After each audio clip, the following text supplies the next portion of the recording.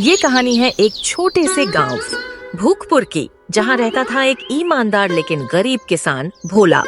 दिन रात मेहनत करता, लेकिन खेत सूखे और जमीन बंजर थी।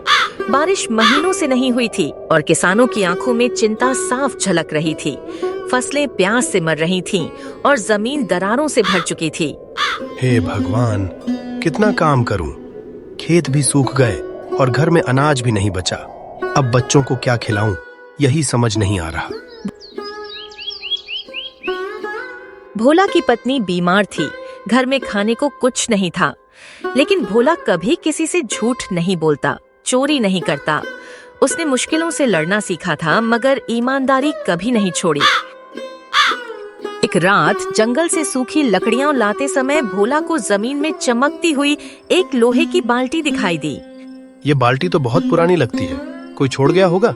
जैसे ही भोला ने बाल्टी को छुआ, अचानक तेज रोशनी हुई और एक रहस्यमयी आवाज गूंजी, जो इस बाल्टी का मालिक बनेगा उसकी किस्मत बदल जाएगी।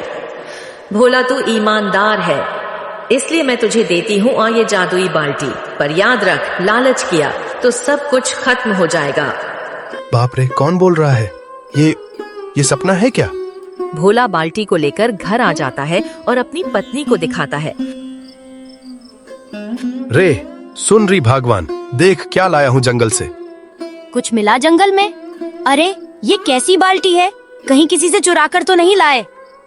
ये बाल्टी जादुई है, मैंने अपनी आंखों से देखा।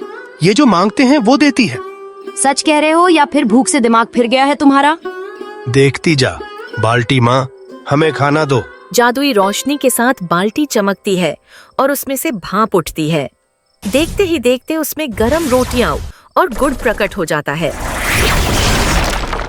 हे भगवान, ये तो सच में जादू है। हम तो अब भूखे नहीं मरेंगे। अब हमारे बुरे दिन गए। देखना, मैं पूरे गांव की मदद करूंगा। भोला की किस्मत बदलने लगी थी। अब भोला हर दिन जरूरत की चीजें बाल्टी से मांगता। खेत अच्छे हो गए, पत्नी की तबीयत भी ठीक हो गई। वो गांव के गरीबों को खाना भी बांटने लगा। लेकिन असली कहानी तो अब शुरू होने वाली थी। भोला बदल गया, लेकिन उसका दिल नहीं बदला। अब उसके पास धन है, मगर वह आज भी भूखों को खाना खिलाना नहीं भूला। सच कहा, वही भोला है, बस अब किस्मत उसके साथ है। पर हर किसी को ये बात हजम नहीं हुई। गांव का सबसे लालची आदमी लाला सेठ अब भोला की जासूसी करने लगा। उसे शक था कि भोला के पास जरूर कोई जादुई चीज है जो उसकी किस्मत बदल गई। इस भिखारी को क्या खजाना मिला है, सब पता लगाऊंगा। अगर सच में कोई जादू है तो वो अब मेरा होगा। कुछ दिन बाद लाला सेठ को पता लग गया बाल्टी का, और उसने चोरों से बाल्टी चोरी करवा ली और अपने घर ले आया। उसने हंसते हुए कहा, अब देखो जादू कैसे मेरी किस्मत चमकाता है। चलो अब मेरी बारी। बाल्टी माँ, मुझे सोना दो। बाल्टी से सोने के सिक्के निकले। लाला का लालच बढ़ता गया। वो दिन रात बाल्टी से सोना मांगता रहा,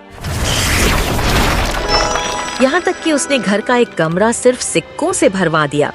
मगर उसकी आंखों की भूख फिर भी नहीं मिटी। बाल्टी मुझे और दो। बाल्टी गरजी, काला धुआं निकला और सब कुछ जलकर राख हो गया। नहीं, ये क्या हो रहा है? लाला का सब कुछ जलकर राख हो गया। उसका घर भी आग की लपटों में समा गया। कुछ दिन बाद गांव में एक साधु आता है। उसके चेहरे पर तेज था और आंखों में गहराई, जैसे वो सब कुछ जानता हो। गांव वाले उसे देखकर हैरान थे और वो सीधा भोला के घर की ओर बढ़ा। भोला, क्या तू बाल्टी वापस चाहता है? नहीं महाराज, अगर किसी और को उससे सुख मिलता है तो ठीक है। साधु मुस्कुराया। तेरी यही परीक्षा थी।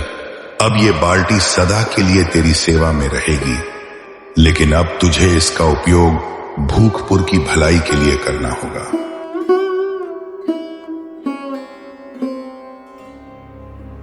जंगल में रहने वाला डाकू झुर्री लाल भी बाल्टी की खबर सुन चुका था। वो अपने गुंडों के साथ योजना बनाने लगा। अगर वो बाल्टी मेरे हाथ लग जाए तो मैं राजा बन जाऊं। अब असली खेल शुरू होगा। मैं छीन लूंगा वो बाल्टी। एक रात झुर्रीलाल गांव पर हमला कर देता है। बाल्टी कहाँ है, वरना सबको उठा ले जाऊंगा। डाकू झुर्रीलाल ने गांव के बीचों बीच खड़े होकर दहाड़ लगाई और गांव वालों में डर फैल गया। भोला अकेला ही डाकुओं के सामने जाता है और कहता है, तुम यहाँ से चले जाओ। उसकी आवाज में डर नहीं, बल्कि सच्चाई और हिम्मत की ताकत थी, जिसे सुनकर डाकू थोड़े पल को चौंक गए। बाल्टी कहाँ है, वो मुझे दे दो, नहीं तो मैं पूरे गांव में आग लगा दूंगा। झुर्रीलाल ने गुस्से में चिल्लाया। उसकी आंखों में पागलपन और लालच साफ झलक रहा था। बाल्टी माँ, गांव को बचाओ। भोला की आवाज भावुक थी और जैसे ही उसने ये कहा, बाल्टी से तेज रोशनी निकली और एक अदृश्य शक्ति ने डाकुओं को हवा में उठाकर जंगल में फेंक दिया। झुर्रीलाल और उसके गुंडे डर के मारे चीखते हुए भाग गए और फिर कभी गांव की तरफ मुड़कर नहीं देखा। अब बाल्टी का उपयोग गांव को बनाने में हुआ। स्कूल, तालाब और हर घर में रोटी। भोला ने कहा, जादू तभी तक अच्छा है जब उसका इस्तेमाल सबके भले के लिए हो। गांव अब खुशहाल था और बाल्टी सबकी माँ बन गई थी। बाल्टी माँ। बच्चों, याद रखो, कोई भी जादू तब तक अच्छा है जब तक उसमें लालच न हो। मेहनत और सच्चाई ही सबसे बड़ा जादू है। और इस तरह भूखपुर बना एक खुशहाल गांव और जादुई बाल्टी बनी बाल्टी माँ।